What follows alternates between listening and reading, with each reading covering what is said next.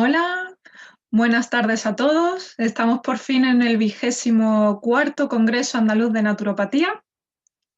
Lo primero, quería dar las gracias a todos los compañeros que están participando, que han hecho posible la celebración de este congreso.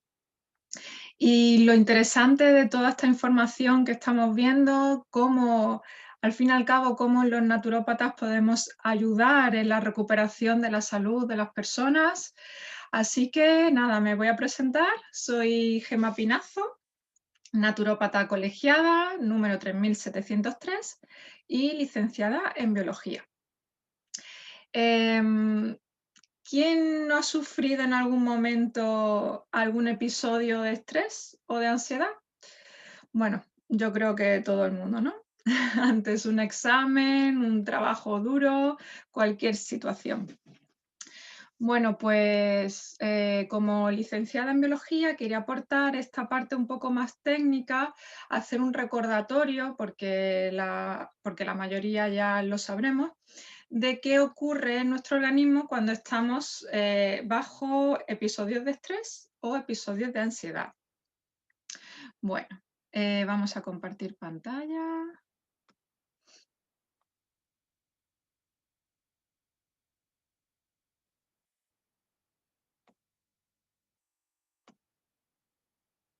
Vale, pues empezamos.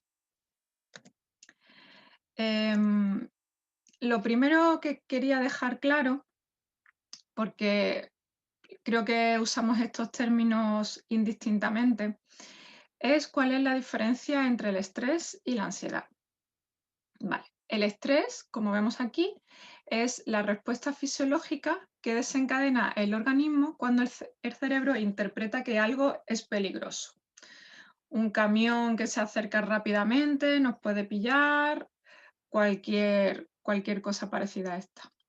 Sin embargo, la ansiedad es una respuesta fisiológica también, pero diferente. Está derivada de la activación continuada de una rama del sistema nervioso autónomo. Es decir, estamos nerviosos siempre por algún motivo o por varios motivos y entonces esta rama no deja de estar activada. Bueno, vamos a empezar primero con el bloque del estrés y luego con el bloque de la ansiedad. Siempre es interesante saber de dónde vienen las palabras. La palabra estrés viene del inglés estrés y del latín strictus, que es el participio del verbo stringere, que como vemos aquí sí, significa ceñir, atar, bajo presión, ¿no? En los textos antiguos, la primera referencia que se sabe que hubo de la palabra stresse en el formato francés antiguo es del año 1303. Pero ya en 1545 se usaba en estos textos con el sentido de estar sometido a una gran tensión física o mental. O sea que ya desde esta época se sabía un poco que el estrés puede venir tanto de una situación física, falta de alimento, un trabajo duro, o un estrés mental.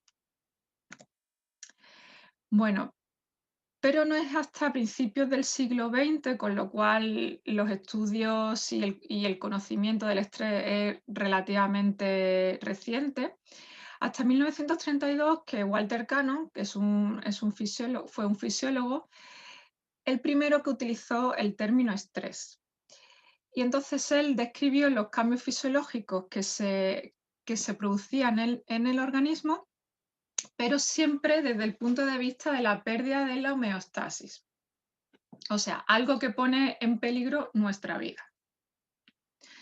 Un pelín más tarde, 4 años después, otro fisiólogo, Hans Selye, hizo experimentos con ratas a las que sometió a distintos tipos de estresores.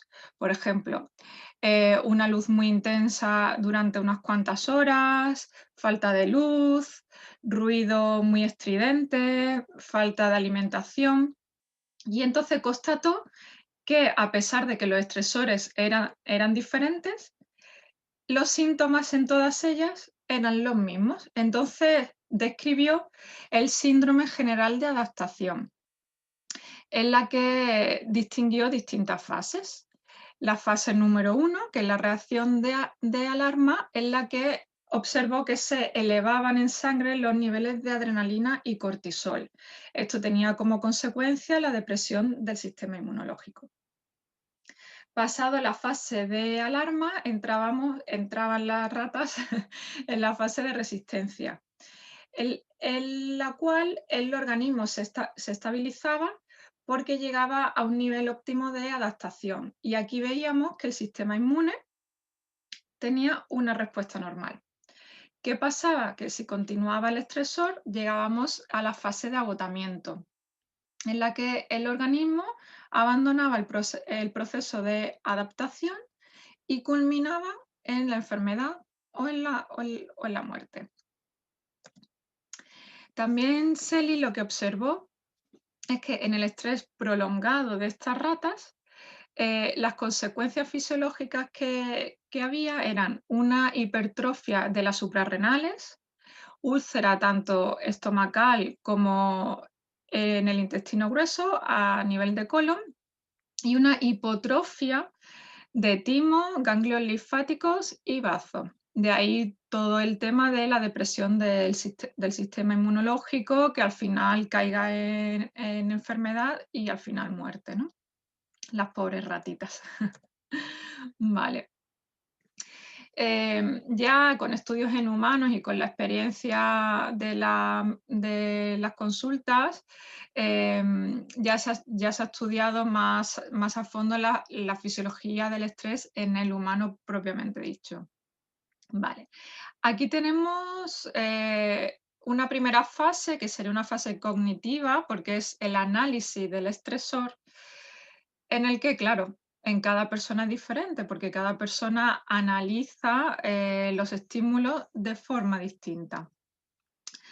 Los estresores pueden ser de muchísimos tipos, de mucha índole, desde lo que comentábamos antes, se acerca un coche, un camión, creemos que nos va a pillar, o situaciones del día a día, como una incertidumbre, una falta de información, indefensión, cosas que por desgracia actualmente pues estamos llenos de todas estas cosas. Exigencia de cambio, sensación de amenaza o peligro, ¿vale? Cuando ya hemos recibido el estresor, esto ocurre en el tálamo. Nuestro cerebro tiene que programar una reacción porque piensa que es algo que pone nuestra vida en peligro.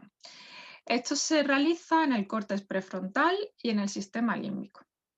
Vale, ya hemos programado una respuesta, pero ahora esta respuesta se tiene que activar. Y esto ocurre en la zona de la amígdala y el hipocampo.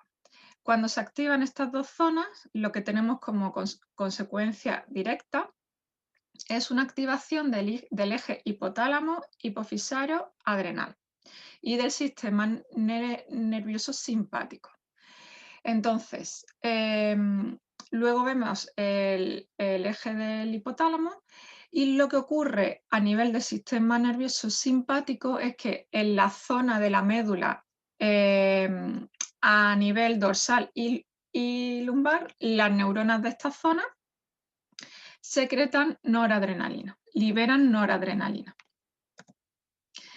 ¿Qué ocurre a nivel de eje hipotálamo? Bueno, pues cuando se activaba la zona de la amígdala, en el hipotálamo se activa la liberación de CRH, que es la hormona liberadora de corticotropina. Cuando se libera, llega hasta la hipófisis y aquí se produce la estimulación de la liberación de ACTH, que va directamente en sangre y llega a las glándulas suprarrenales, que es aquí donde empieza todo el concierto. Vale. En la corteza de las suprarrenales se produce adrenalina y cortisol.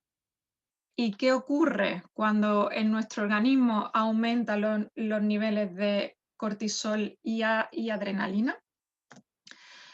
Pues que esto está diseñado biológicamente para defendernos de un peligro real que ataca a nuestra propia vida, con lo cual es un estado de alerta, de defensa. El cuerpo está preparado para huir, reaccionar, luchar. Con lo cual, las consecuencias orgánicas son pues, aumento de la frecuencia cardíaca, de la presión arterial.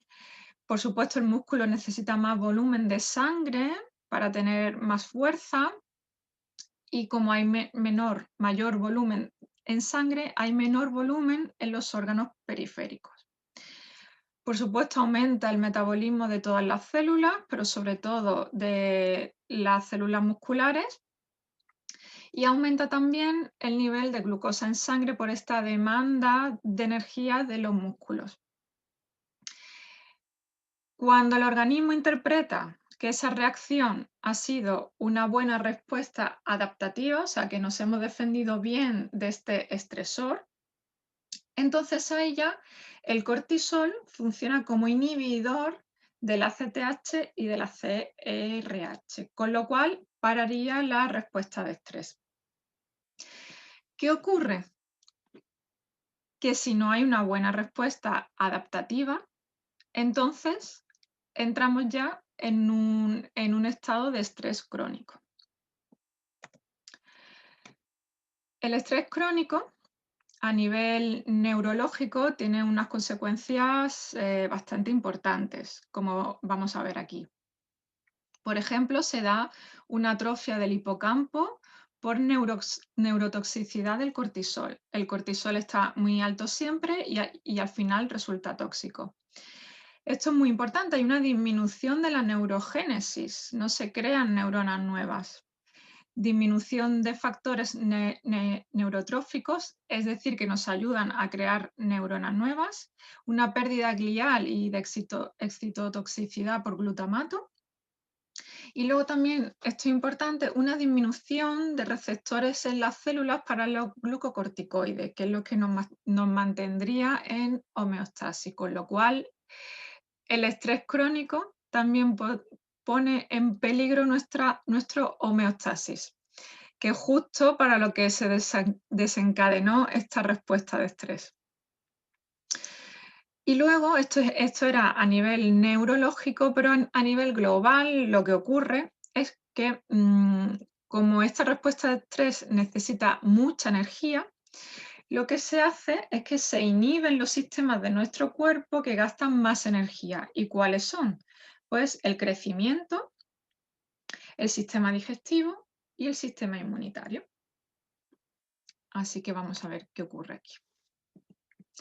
Dentro del sistema inmunitario lo que ocurre es que como la adrenalina, el cortisol y la noradrenalina van a estar muy altas en sangre durante mucho tiempo, al final se van a unir a receptores de las células del sistema inmunitario.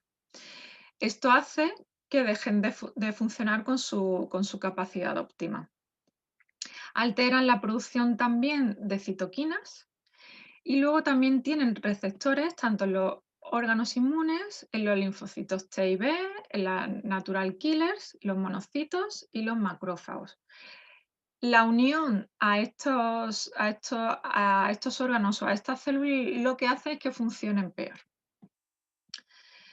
Después, a nivel de sistema nervioso simpático, que también se ve alterado, como el sistema nervioso simpático inerva los órganos inmunes, esto hace que promueva una respuesta inmune normal en caso de que haya infección.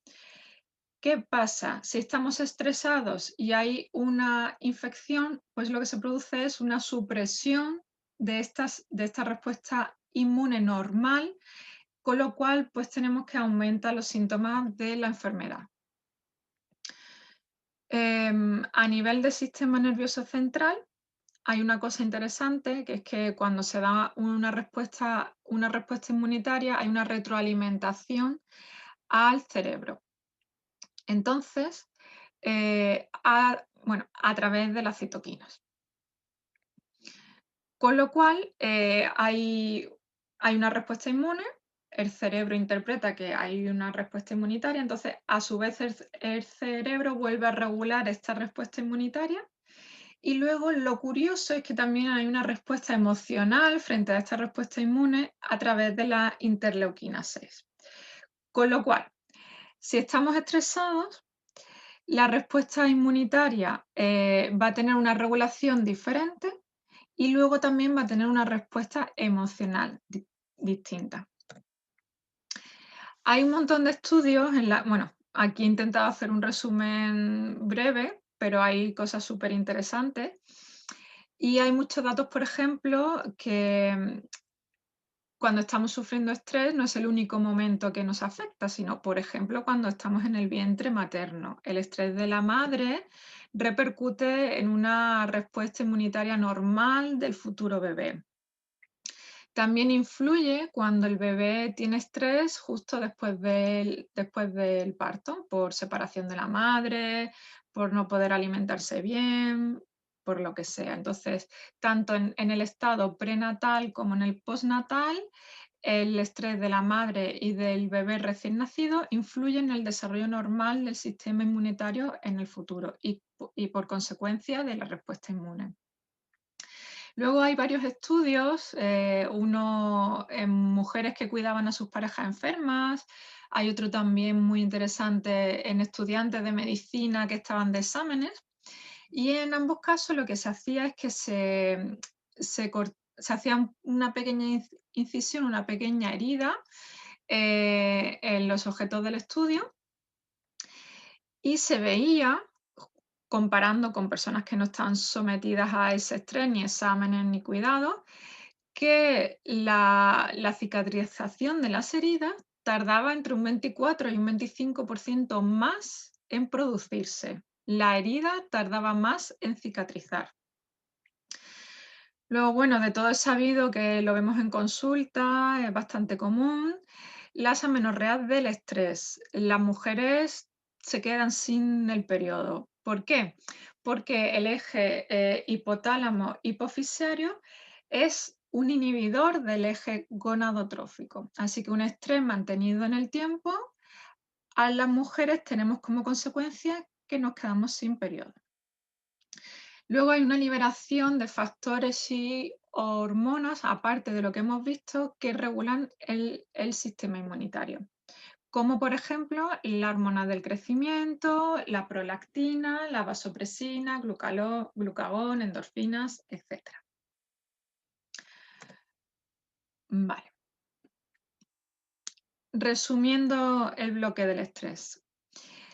El estrés, al fin y al cabo, es una respuesta fisiológica, evolutiva, que nos ha servido para mantenernos con vida. ¿Qué ocurre hoy en día? Que los estresores que tenemos también hace que esa respuesta se produzca como si fuese un estresor que nos va a quitar la vida. Algo muy peligroso, pero que en realidad no lo es. Entonces, como esta respuesta que se produce libera muchísima energía, una descarga de adrenalina muy fuerte, como no se libera porque no corremos, ni huimos, ni nos peleamos con nadie, por lo menos físicamente, pues entonces vemos como las consecuencias de esta elevada presión arterial, la frecuencia cardíaca, mucha sangre en los músculos, pues eso se traduce en que esta energía, pues al final lo que produce infarto, subida de tensión, ictus, unas consecuencias bastante negativas para el estresor que las ha desencadenado. Así que, bueno, tenemos que tomarnos las cosas de otra manera. Bueno, ahora que hemos acabado el bloque del estrés, vamos a ver qué es la ansiedad. La ansiedad, como veíamos antes, también es una respuesta fisiológica, pero derivada de la activación continuada del sistema nervioso central.